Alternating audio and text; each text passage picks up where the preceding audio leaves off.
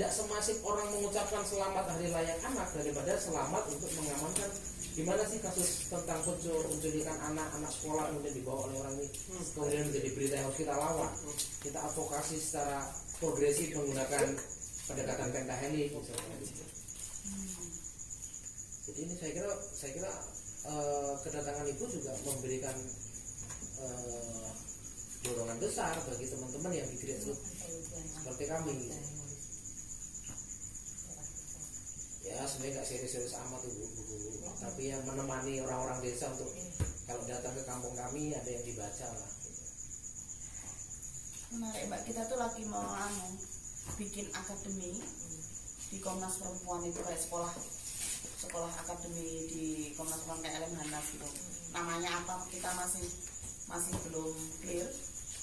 Saat baru kemarin 30 Juli ini kita masukkan ke BIFOS untuk inisiasinya itu gitu. Tentang akademi penghapusan kekerasan terhadap perempuan.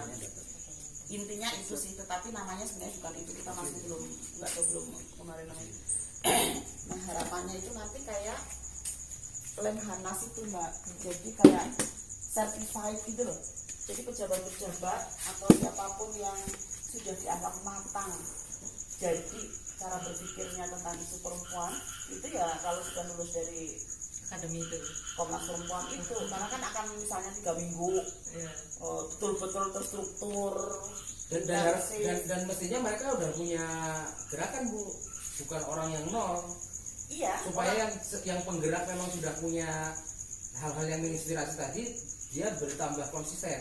Misal kayak saya dilatih begitu, akhirnya kan jadi saya monogami, nggak mikir poligami, ya kan?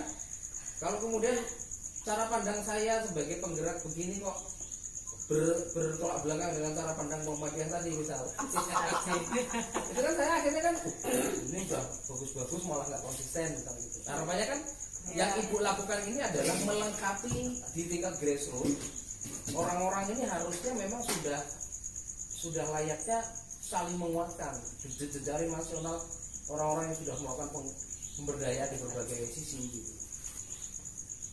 Ya paling tidak kita mencoba untuk membungkus lebih sistematis baik dari sisi teoritisnya, analisisnya, metodologisnya dan praksisnya gitu loh. Nah itu terbungkus di dalam sebuah kayak semacam short course yang agak panjang begitu, tapi terstruktur dan betul-betul teruji gitu. Kalau Lemhanas itu bisa membiayai itu semuanya biaya Lemhanas loh, sampai kemudian studi bandingnya keluar negeri segala tuh, itu uang negara tuh. Iya. Ya kan? Makanya saya ditawarin Dewan tuh suruh ke Lemhanas. Terus berapa bulan? 7 bulan. Ya kayak gitu. Itu. Tapi itu memang ini bu ya, kayak pelatihan pemimpin kancah nasional kan. Iya, jadi udah clear tentang NKRI apa NK. NKRI harga naik. Gitu. NKRI harga naik. NKRI harga naik. Harga hidup. Harga mati ya mati ya, harga hidup lah gitu. harga naik terus. Dari berapa bu komisioner ada 15 ya? 15. Itu perjumpaannya apa ya rutin apa hanya memang nyebar saja berkegiatan masing-masing? Kita punya sistem sidang komisi paripurna setiap minggu kedua Selasa dan Rabu. Itu kita bahas keputusan-keputusan setiap bulannya, isu-isu krusial apa kita bahas untuk kemudian kita putuskan ini kesepakatan atau keputusan siapa yang mau melakukan begitu. Nanti di bulan berikutnya akan ditagih terus tugas-tugasnya kayak ini saya dipasrai akademi tadi. Okay. Saya dipasrai itu sampai nanti terwujud kurikulumnya, terwujud ini dipasarkan ke aku. Itu diputuskan di paripurna, nanti dilaporkan di sidang paripurna ke berapa misalnya gitu. Ibu melihat kerentanan perempuan tuh melihat persoalan ekonominya lebih dominan nggak? Bahwa perempuan yang memang selama ini mengalami rentan kekerasan itu memang minim secara ekonomi. Ada relatable kan? Ada relate Ya ya? memang dari riset-riset yang ada, mereka yang punya high politik ya, high politik yang tinggi dalam arti dia punya negosiasi dengan pasangannya ya ketika dia tidak mempunyai ketergantungan secara ekonomi kepada pasangannya. Dan laki-laki itu memang cenderung semena-mena kalau perempuan itu tidak menghasilkan apa-apa ya.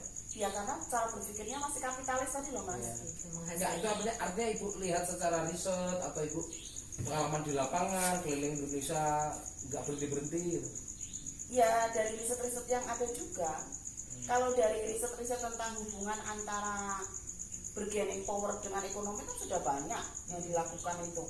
Bahwa semakin dia punya penghasilan maka dia semakin punya bargaining power, sehingga dia mau asertif lah misalnya komunikasi dengan pasangannya gitu loh. Karena ibaratnya mau ditinggal apapun aku udah bisa hidup diriku sendiri kok, misalnya kayak gitu kan. Sudah berdaya gitu. Ora paten.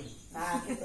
Makanya itulah yang kemudian kehadiran tentang konsep persalinan, tujuan pernikahan, bagaimana tidak menggunakan uang sebagai ukuran untuk merendahkan orang lain di dalam keluarga itu menjadi sesuatu yang sangat penting. Nah sekarang kan persoalannya kan kayak 75% juga cerai. Itu meningkat dari tahun kemarin yang baru 73,1%. Tahun 2021 sudah 75. Kenapa terjadi gugat cerai dan cerai talak? Salah satu faktor analisisku ya, itu karena tadi kesejahteraan ekonomi perempuan sejak sertifikasi guru itu diberikan, ini kan terus naik.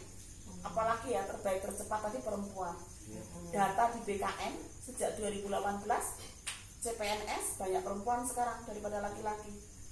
Nah ini kemudian di dalam proses ketika dia berumah tangga, dia kan karena tadi ya dulu mungkin belajar pada suaminya, ketika suaminya punya penghasilan kan dia sangat otoriter ya, atau sangat powerful lah gitulah.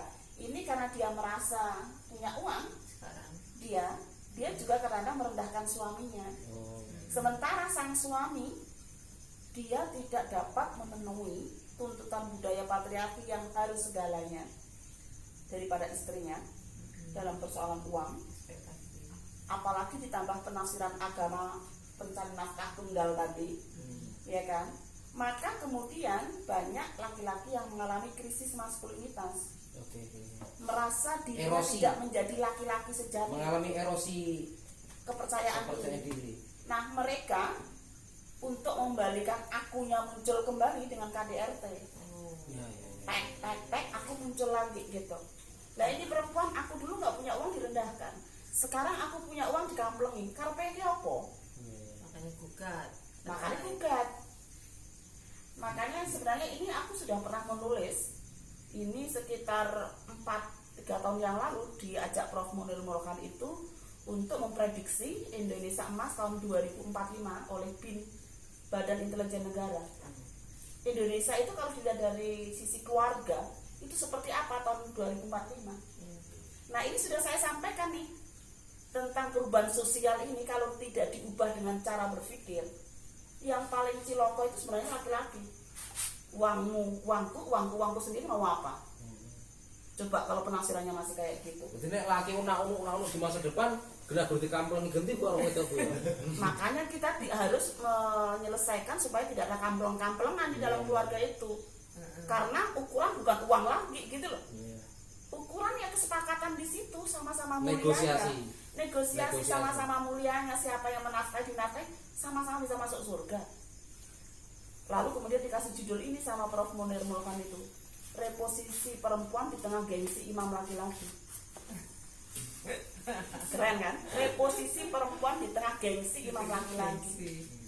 Ini loh Indonesia, kalau kamu nggak melakukan, kalau tidak segera mendorong para laki-laki untuk segera bisa mengatasi krisis maskulinitasnya, kalau tidak segera mengerem perempuan jangan mendominasi suaminya karena dia punya penghasilan lebih, yang akan terjadi seperti ini, plan A saya bilang. Tapi kalau kita berhasil, insya Allah kita bisa plan B. Itu sudah saya kasih analisis tuh kepada BIN tuh, gitu. Pengalaman kecil kami Bu, kami kenapa pakai pesantren Lausa Malam kami seperti tadi malam, kayak Bu Nani ini 4 kali gelaran getuk bisa penghasilan bersih 5,2 juta.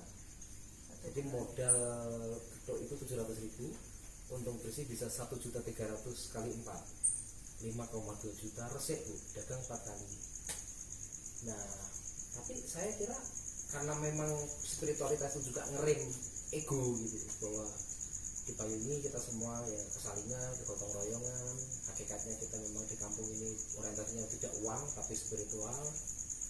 Jadi ya kami istilahnya agama ini gue ngeyem, gue ngerem. Jadi kenapa kami habis sisa malam Kamis datang baca Quran, Asmaul Husna, tausiah, acara lain-lain. Dan Sabtu pagi, besok Sabtu pagi gotong royong. Kalau dengan besok tinggal pas Sabtu pagi ngeliat emak-emak ini gerakan perempuan itu benar-benar mau divideokan tuh menarik sekali. Kalau nanti Sabtu sore mereka datang lagi akan diundi. Jadi mereka tidak tahu besok itu dengan gimana. Di kampung ini dari ngete sana masuk ngete. Dibuat nomor. Jadi pedagang ini kan nyampe mentok sana masuk gitu. Dan itu besok pagi jam minggunya itu udah siap mereka dagang. Berarti tidak selalu ada di situ kan? Meja Model dan itu. kursinya. Ya kenapa diundi? Supaya mereka kalau membersihkan kampung ini bersihkan semua, karena dia tidak tahu akan datang di mana. Kalau dia ngeplot dagang di situ, ya mungkin dia hanya akan bersih-bersih situ. Ini udah pengalaman trial and error lah Pak Haji Soban waktu itu. Sudah 180-an kali gelaran Bu. Ya sudah mau 4 Sekarang tahun. 4 tahun. Nah, 4 tahun. tapi kita melihat bagaimana mama dulu pendapatannya geduknya bulan itu. Tak tanya Bu, dengan Rien dagang itu pertama kali gelaran berapa Bu?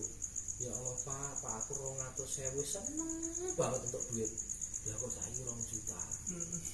Nah itu kan luar biasa tuh peningkatannya. Dari 16 juta sekarang udah level 75 juta minggu kemarin. Nah kita kan mau target 100 juta, makanya mau nambah pedagang ke sana. Minggu sore, nah inilah yang tadi Bu Sulkis ngamuk-ngamuk. Kenapa kalau minggu sore yang datang untuk bersih-bersih sedikit kan jam 10 ya jam 10 kan selesai, kemudian jam 11 kukut-kukut, habis itu ya tidur-tiduran, sholat, habis itu mungkin tidur lagi, jam 3:30 tuh balik ke sini untuk bersih-bersih. Itu komitmen. Sebelum dagang mereka akan infak sedekah makanan ya ke tim kreatif, kemudian ke tukang parkir gitu. Saya Pak Haji semua penggerak ini kalau mau dapat duit dia dagang, saya bukan tukang pala, jadi saya nggak bisa minta duit. Jadi saya dulu sama Pak Haji komitmen Pak Haji, makanya kita melakukan suatu ini untuk masyarakat. Pak Haji juga udah punya pendapatan, saya punya pendapatan, tapi yakinlah ini akan awet ke depannya. Karena Itu memang syarat penjualnya harus orang sini. enggak juga Bu, yang penting komitmen tadi, pesantren wirausaha, gotong royong Sabtu, infak Sabtu sore juga gotong royong dan undian, Minggu sore gotong royong. Ada komunitasnya ya. Ya dibuat dengan pesantren wirausaha malam Kamis tadi. Nah kemudian ada sedekah makanan setelah gelaran infak. Setelah gelaran infak, seikhlasnya juga. Itu sekarang karena semakin tinggi omset ya dipatok sejuta ya 10.000 lah ya. Per juta 10.000 lah, itu untuk pengembangan pasar dan sebagainya. Nah model kayak sekolah desa ini, West, kemudian sekolah seni Payuni, memang ini tim kreatif muda yang bisa dapat duit karena ada pengetahuan yang disampaikan, yang bisa dapat duit karena kami pameran lukisan, atau ada gerabah, ada macam-macam kerajinan, ada batok kelapa maksud saya. Dan saya dapat tadi saya cerita mahasiswa saya yang tinggalnya di kos-kosan, mereka bahkan tidak ada orang tua asuh, yo sing mendem kemarin ngebokke cewek ning kos-kosan. Dan itu akan nambah beban panjang kampus ini ngurusin hal yang tidak jelas. Tapi saya sudah sampaikan bahwa ada 2 hal yang mesti kita kerjakan. 1, menitipkan mahasiswa sejak awal ke pesantren mitra, dan itu sudah dilakukan Sunan Kalijogo. Yang kedua adalah menitipkan mahasiswa-mahasiswa bidik misi, BRI, Bank Indonesia, Basnas itu ke kampung kreatif, karena saya sedang dorong sekitar 10 kampung kreatif lah di kota ini. Ada kampung pengangguran, ada Pak Tejo pasar seperti ini juga, ada kampung lebah. Nah mereka itu tinggal di tengah masyarakat, ia nyewa rumah bareng-bareng mungkin 5, tapi mereka berkegiatan positif setelah pulang dari kuliah. Nah potret-potret seperti ini kalau mau maksiat kan malu. Ngapain mereka akan maksiat? Karena mereka sudah banyak kesibukan. Seseorang yang tidak disibukkan dengan kebaikan kan akan disibukkan dengan kemaksiatan. Kan begitu. Jadi saya berharap Komnas Perempuan ini mungkin ya bisa jadi ya datang ya hanya ibu ini, gak ada lagi mungkin kan gitu loh. Sama seperti Bu Menteri ini, saya bisa memastikan apakah ulang tahun Payung pasti akan datang lagi. Tapi tadi pihak-pihak staf saya mengatakan kirim undangan. Tapi yang saya yakini adalah bahwa kita yang di grassroots ini juga punya keyakinan memberikan contoh yang baik, gerakan yang baik. Sehingga dorongan pengetahuan ibu seperti malam ini bagi saya penting. Makanya kita Makanya kalau videokan. pas saya ikut kegiatannya Bu PTRG Bu, perguruan tinggi responsif gender, itu kan di kampus. Nah saya tuh pengen payung itu bersih, zero tentang KS gitu juga. Kan kita mengklaim bahwa kita pendidikan transformatif di Payung University. Jadi semua yang masuk di situ harusnya juga sudah paham gender. Meskipun itu tantangan besar. Iya. Nanti itu Mbak kerjasama dengan yang AFM Akademi Feminis Muslim, ya kan itu pakai Zoom aja toh. Nah itu ada empat kelas, 4 sesi. Ya 4 sesi. Yang pertama itu tentang feminisme secara umum gitu. Ya kemudian nanti mengarahnya kepada feminis Muslim. Lalu yang kedua isu gender. Kemudian yang ketiga analisis framework, analisis gender itu ya. Itu aku kalau ngajar di Islam dan Kajian Gender S2 satu semester sendiri itu aku peras sedemikian rupa hanya untuk satu sesinya 2 jam. Nah kemudian yang terakhir itu adalah mendorong ide-ide tulisan untuk kemudian teman-teman konsultasi mau bikin apa begitu. Itu itu wakas keilmuanku di situ. Tapi kalau pelatihan Komnas HAM di daerah nggak ada Bu ya? Komnas perempuan di daerah itu. Kayak cabang-cabangnya gitu nggak ada. Kita nggak punya cabang, hanya di nasional aja kan. Kayak Ya simpul. Paling perwakilan dari ada perwakilan kompetensi ini jadi komisioner Komnas perempuan misalnya. Saya kira Atau mereka simpulnya Komnas itu apa di daerah Bu? ya mitra-mitra itu Ya, lembaga mitra. layanan itu yang rujukan Oh iya. gitu-gitu. ya kayak bukan mewakili dari Aisyah Nasihatul Aisyah gitu. Teman-teman Ya yang 15 orang itu pakai paris prinsipal ya. Jadi colorful sekali. Ada yang backgroundnya pendeta, ada yang serikat buruh, ada yang Dewi Kanti itu ada, lalu ada yang dari Kespro PKBI Mbak Wanti, kemudian penulis macam-macam 15 itu disabilitas. Jadi kalau Komnas itu ini nanti kan kalau Hifos ini nanti goal, kita kan akan ada percontohan untuk sekolah itu 10 hari. Itu akan ada di 4 region atau berapa gitu. Nah itu yang kemudian mungkin ya nanti siapa tahu nanti kita usulkan paling tidak dari perwakilan sini untuk mengikuti itu, tapi 10 hari itu rancangannya.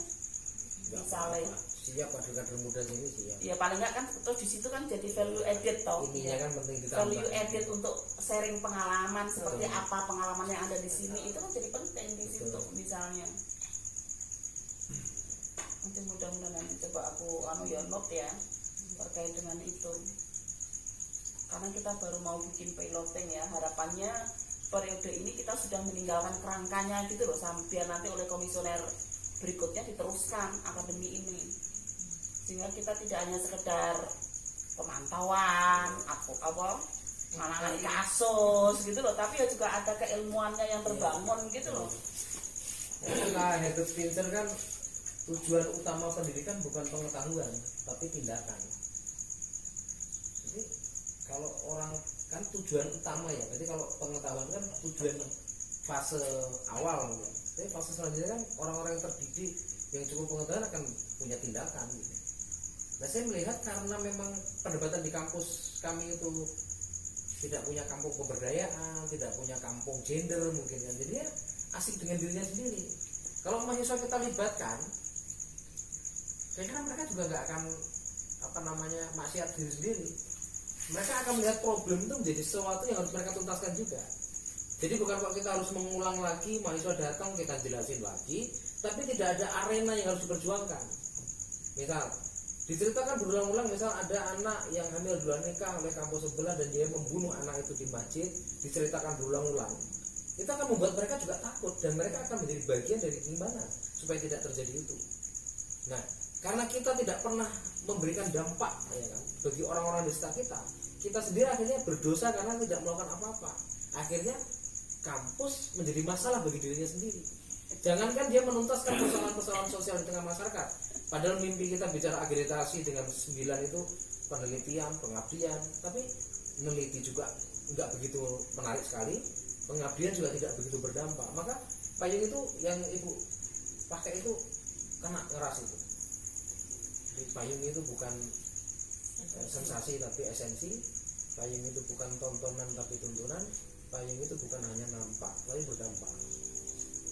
Mudah-mudahan ya payungnya langgeng Bu. Amin. Insya Allah kalau Doanya, Bu. gimana? Diengkremi maka akan mentas. Ya, diengremi, dipanasi. nguri-nguri Dan kita bersyukur ya di Yayan ada Bu Mufliha, ada Bu Elva, itu luar biasa. Baik nih Ya dia kan baru kok, Pak Dharma. dia baru. Ya. Kalau saya jarang Bu di kampus. Saya kan jenengan itu bedanya saya belum lulus dari Kaprodi. Jadi kalau sekarang ngomongin desa itu 75.000. Di Lampung ada 2.648 desa. Yang sekolah desa di sini setelah 1 tahun kami dirikan ya baru dihitung jari. Tapi nggak berhenti komunitas, dinas pemberdayaan desa, bahkan BUMN ngirim ini UNS mau ke sini. Ya saya pikir kalau selama kita terus memproduksi pengetahuan orang akan membaca, mendengar. Minggu kemarin mahasiswa ITERA itu bikin video di sini bagus alatnya ya. Udah wawancara saya 5 menit. Terus kemudian dilombakan ternyata ke gubernuran, diumumkan bahwa Pak ini dapat 2 kampung. Kaget saya, ini sopo sing lomba lagi. Karena ya anak ITERA itu malah kampus jauh. Anak ITERA tadi terus WA saya, Pak, apa Pak ini dapat hadiah ya? Oh iya, itu kami Pak yang lombain. Nah ini wedusmu berarti udah Pak bagi 2 kambing kami 21, 1 kambing buat bayar ini. Payungnya nyate loh. Wedus itu yo. Artinya banyak sekali hal yang bisa kita kolaborasikan dengan Tuhan. Cara kerja Tuhan kan begini. Jika saya menolong mama di sini, kan nggak mesti keuntungan saya itu dari mama. Ya betul. Tangannya ditugaskan sama Allah. Kamu ngomong apa ya? Kan gitu kan? Berangkat mana ke Endi gitu kan? Itu meskipun itu bukan tujuan bagi saya, tapi saya kira orang besar akan bicara gagasan, orang kecil bicara orang lain. Nah, ibu itu kan pohon besar itu juga. Ya sebenarnya kasus atau filosofi itu kan sudah diterapkan di Swiss ya dengan menabung waktu. Ya kan menabung waktu itu kan menarik sekali itu. Gimana Bu menabung? Menabung waktu itu saya punya waktu untuk menolong orang selama misalnya 1 hari ini 2 jam. Saya punya waktu menolong orang 2 jam. Saya laporkan ke bank. Di sana ditulis, ya kan? Karena saya sudah nggak butuh uang, saya udah cukup, gitu. Nanti suatu saat, ketika saya membutuhkan pertolongan, saya telepon ke bank. Saya butuh pertolongan 2 jam hari ini, ditemani ke bank atau apalah gitu. Sehingga akan datang volunteer lagi untuk menemani kita. Itu kan sama, kita menolong dia belum tentu kita dapat pertolongan dari dia, tapi bisa jadi orang lain, volunteer lain. Nah, uniknya kan ini sudah dikapitalisasi atau sudah bukan kapitalisasi ya, disistematisasi sedemikian rupa keyakinan kita tadi itu loh. Keyakinan bahwa kita kalau menolong orang maka insya Allah akan orang lain akan Cara menolong kerja kita. Allah kan memang tidak harus face to face lagi kan. Kan itu yang keyakinan kita, tapi di Swiss sudah disistematisasikan. Nah coba itu ide itu juga bisa di sini coba. Jadi orang-orang yang sudah nggak butuh uang, ya toh, tapi dia masih punya waktu untuk menolong orang lain, karena suatu saat, makasih banyak, karena suatu saat uang tidak bisa menolong kita, ya kan? Tapi orang lain yang memang punya waktu itu yang bisa menolong kita, gitu loh. Aku awalnya tuh agak bingung membaca apa itu bank waktu ya istilahnya. Apa sih konsep bank waktu? Ternyata itu mas. Yang disimpan bukan uang lagi ya Bu. Waktu yang disimpan. Jadi sehari itu orang akhirnya memanfaatkan waktunya untuk berbuat baik. Untuk berbuat baik karena dia yakin nanti ketika dia membutuhkan itu akan ada orang lain volunteer lain yang juga akan menolong kita. Uang nggak laku mas. Uang nggak laku gitu.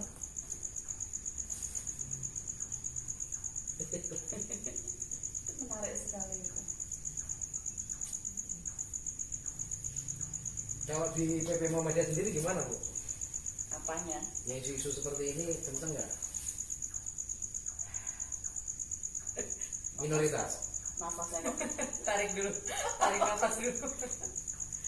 ya kalau menurut saya sih walaupun mayoritas baik-baik saja, tetapi yang Diskursusnya mempunyai gimana? pemikiran-pemikiran agak di luar mainstream gitu ya masih sedikit sih.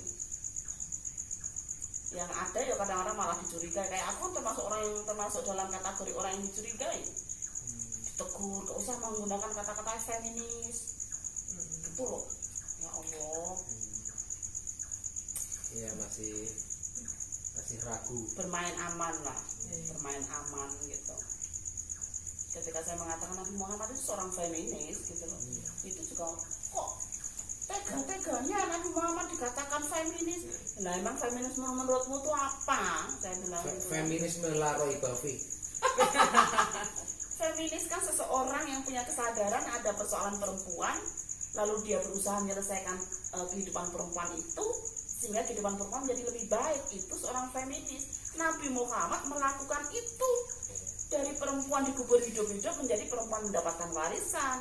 Dia diakui saksinya, ya kan? Dibebaskan dari budak. Dibebaskan dari budak. Itu Nabi Muhammad feminis. Gitu kok ada yang protes. Ya mungkin feminis yang dibayangkan yang nggak tahu lah. Bahkan Sumayyah itu syahidah pertama dalam Muslim Islam ya. Syahidah pertama itu Sumayyah perempuan ya. Nah yo asabiku nak awal mau dijahit orang apa? Iya. Perempuan. Iya benar. Nah, Kurang dalil apa Bu ya jadi ya? lah, iya. Kurang dalil apa gitu. Makanya kalau khas saya itu mas itu mempertemukan antara feminisme dan agama Oke. gitu. To be feminist and to be religious in the same time it doesn't matter. Maka buku saya kan feminis muslim di Indonesia yang warnanya ungu itu. Itu di belakang chapternya adalah menjadi feminis sekaligus menjadi religius. Karena kadang-kadang saya itu dipertanyakan, Bu Alim itu masih sholat nggak sih? Gitu loh, masih puasa nggak sih? Karena label stigma feminis yang anti agama itu mbak, gitu loh. Ya mungkin begini sih sederhananya, jilbab bagi feminis itu punya pemahaman otonomi tubuh perempuan, ya kan? Mempunyai kebebasan. Maka itu bisa kita artikan kepada jilbab. Jilbab ini bagi saya adalah kebebasan saya. Saya punya kebebasan tubuh mana yang mau saya tutup atau saya tidak tutup. That is according to me. Kan begitu. Walaupun menurut saya itu pun juga dipengaruhi ya penafsiran-penafsiran atau bagaimana saya dibesarkan. Tapi kan saya nyaman dengan itu. Walaupun laki-laki masih dikritik, itu kan kenyamanan palsu itu. Seperti burung dalam sangkar gitu kan. Misalnya ada aja pokoknya itu kan. Selanya ada gitu, ada aja gitu. Tapi kemudian oke, berarti ini bukan tanda penindasan bagi saya gitu. Ini tanda kebebasan. Karena feminis yang tadi yang mengkritik yang tidak ketemu dengan agama tadi mengatakan jilbab itu penindasan. Dan memang ada beberapa artikel ya feminis sekuler itu yang mengkritik itu, tapi mereka nggak salah juga.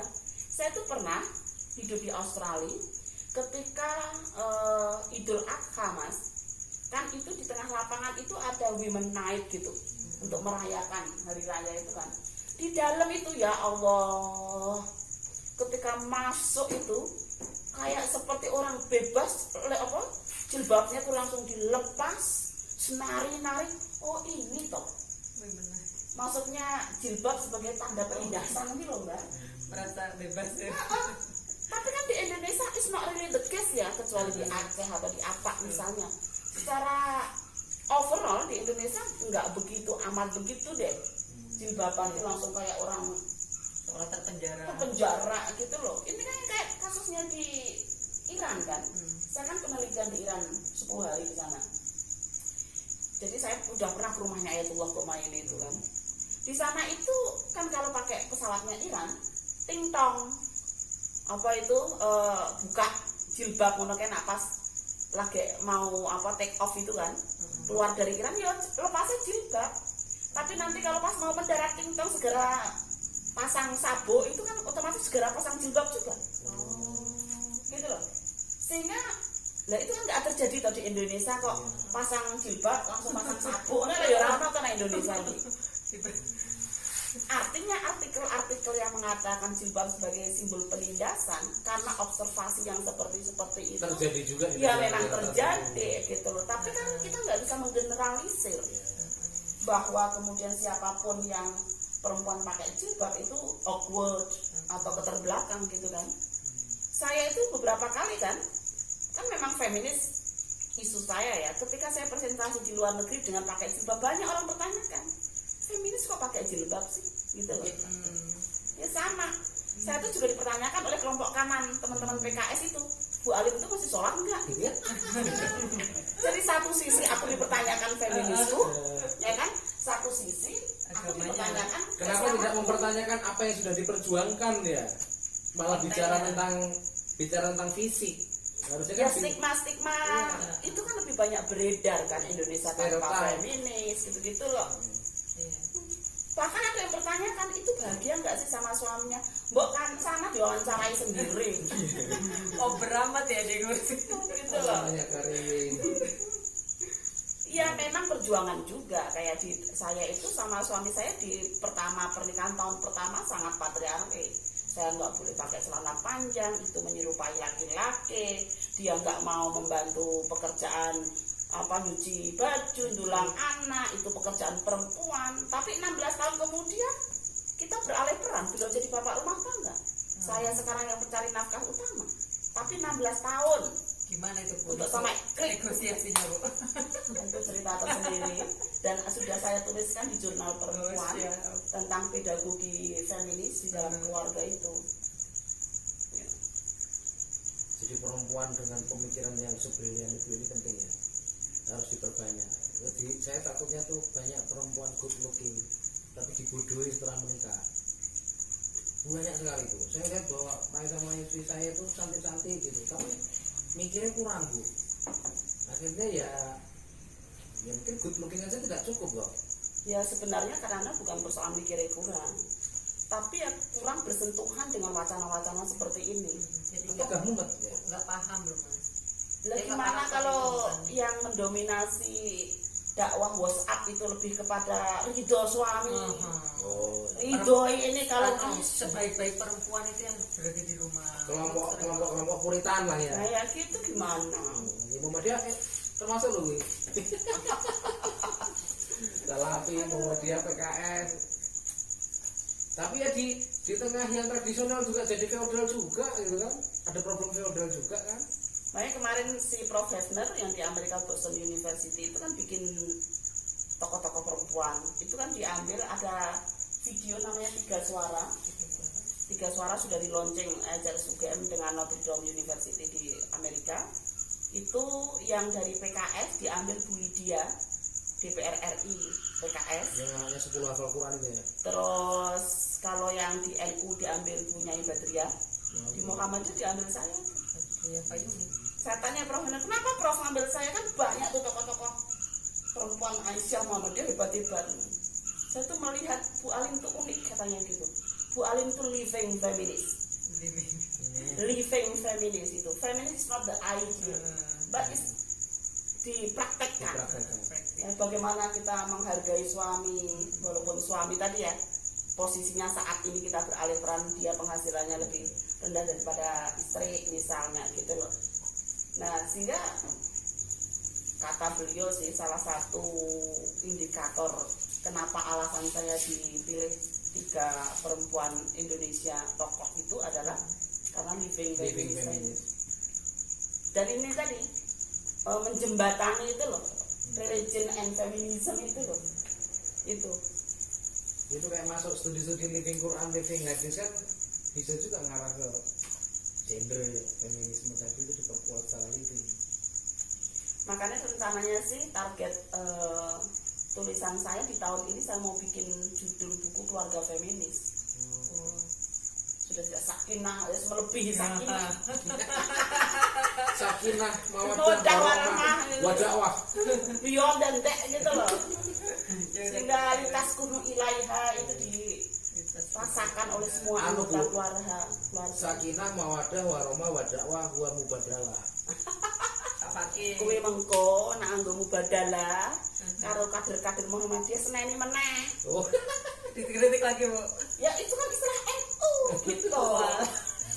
Astagfirullah.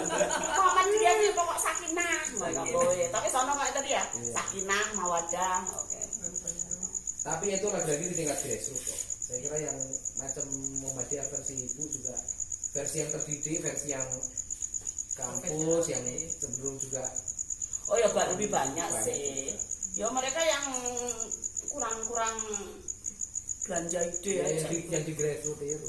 Iya. Oh nyatanya yo saya sama Prof Mukti itu sering banget. Kita kan ada program internasionalisasi Muhammadiyah ya, yaitu kerjasama dengan Action Network Faith Fund. Fund itu Faith to Action Network, yang mana dia membuat women right in Islam, mengambil kajian-kajian di Muhammadiyah dan Al-Azhar University. Jadi Al-Azhar University sama Muhammadiyah itu dijadiin satu untuk kemudian menjadi bahan advokasi internasional. Itu Mas Mukti ngajak saya. Sebenarnya sih awalnya saya mau menulis sendirian, tapi supaya nanti buku itu insya Allah juga akan dilonceng di muktamar ya. Buku itu banyak penulis Muhammadiyah yang lainnya. Saya ajak kayak Mbak Tuti istrinya Mas Najib, Mbak Ai Fatimah, Pak Sukendar yang dia Women Studies dari Adelaide, kemudian Abu Samsiatun, terus 6 orang lah. Saya ajak menulis. Sekarang bergantian nih Mas untuk presentasi ide-ide women right in Islam di Afrika, di mana-mana begitu. Ya pakai Zoom sih. Kemarin sebenarnya aku berangkat mau ke Kenya itu dengan Mas Mukti untuk acara ini, tapi tiba-tiba Omikron itu tinggal 3 hari berangkat, padahal sudah visa tiket di tangan semua tuh tahun ini 2022 di Januari kemarin. Nah itu salah satu program internasionalisasi Islam berkemajuan secara global.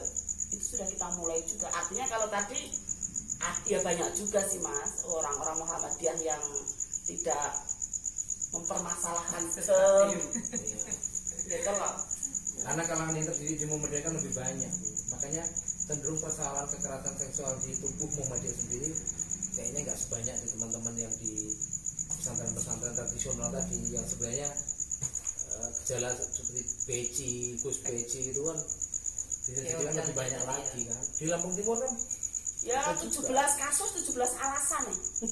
Satu menyalurkan ilmunya, yang transfer kedua berkahnya, metafisika itu. Dapat berkah. ya kan? Ngalah Yang barokah. ketiga itu supaya hafalannya cepat lancar.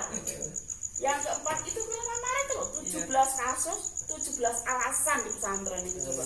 Parah. Dengan yang berbeda-beda gitu. Dan kiai bapaknya belo kiai ini malah. Melindungi. Tapi ya karena kita itu critical thinkingnya kan tidak terlalu banyak diajarkan sejak pagi ya. Oh iya memang agak panas. Karena sesuai dengan obrolan. Iya, lagi hot ini. Oh, sengaja. Ya, biar ini tahan lama di sini.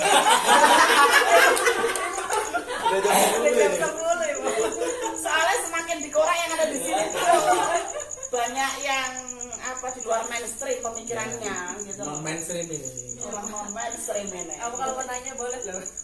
Apa Nop? Nanya, Nop. Lanjut. Kamu pernah mengalami kekerasan seksual nggak, Nop? Jujur. Secara langsung sih, Ini kan pagar Musa ya, apa? Esa. Bisa. Gimana? Apa gurumu Musa apa dulu namanya? Bambang. Ceritakan ke Bambang dulu. Ya kalau Pak Bambang itu kan dia tuh nggak secara langsung sih Pak kalau ke aku, cuman temanku yang udah ngerasain iya temanku. Jadi kan aku tuh bawa temanku, dia tuh pengen belajar silat juga. Nah di situ tuh pelatihku kan di situ kayak kosan gitu ya Bu, aku ngekos di situ juga. Dan situ ada anak-anak SMA juga sama anak-anak silat yang cowok juga, tapi anak-anak silat yang cowok aja. Jadi di bagian belakang yang cowok, yang cewek itu di depan. Terus habis itu di situ kan kayak anak-anak sekarang pada sekolah. Nah habis itu ibunya juga lagi ngajar Istrinya. Nah istrinya lagi ngajar. Nah habis itu kayak kesempatan aja gitu bapaknya tuh. Jadi aku disuruh keluar, disuruh beli apa ya, beli gula kalau nggak salah. Nah habis itu temenku suruh di situ sambil latihan mau diajarin gitu, alibinya mau ngajarin gitu ya.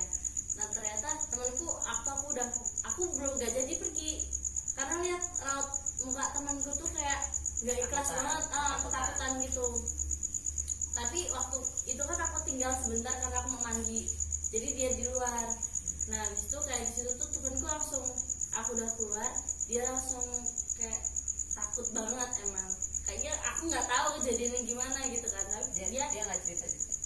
Dia cerita pokoknya pelatihnya tuh ini mau kayak ya mau megang-megang aku, tapi nggak tahu megangnya gimana gitu. Pokoknya alasannya mau latihan fisik gitu. Pokoknya modus lah, transfer metafisika modus gitu. Katanya tuh dia minta buat ngetes kekuatannya tuh dengan ngangkat pelatih aku. Jadi pelatih aku tuh minta dia ngangkat gitu loh, diangkat gitu. digendong. Tadi gendong. Yang cowok itu kan tadi gendong. Iya. Padahal Pak Bambang tuh lebih gede daripada Dharma ini lah. Lebih. Bambang gentolan tadi.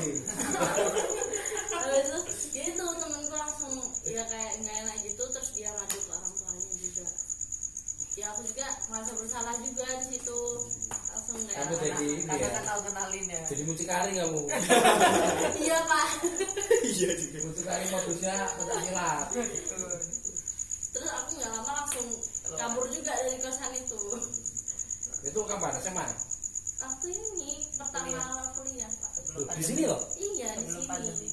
Di belakang kosan, di belakang IAIN itu, belakang SMA semuanya itu. Oh, itu kamu berjodoh sama Pak Yung. Itu kan jadi bulan-bulanan.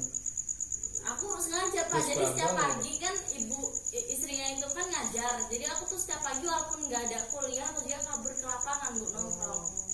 Mending aku di situ sendirian sama kabur ke UKM. Emang suaminya itu nggak kerja. Di galon ngisi ulang gitu. Jadi kayak ini kayak mana ya? Bambang gentolet sama itu. Jadi aku belum habis kosannya juga, aku udah kabur di situ ngekos tempat temanku. Itu sudah bisa dilaporkan sesuai dengan undang-undang TPKS. Udah bisa ya. Itu juga takut sih bu, kayak itu juga kan kayak aku merasa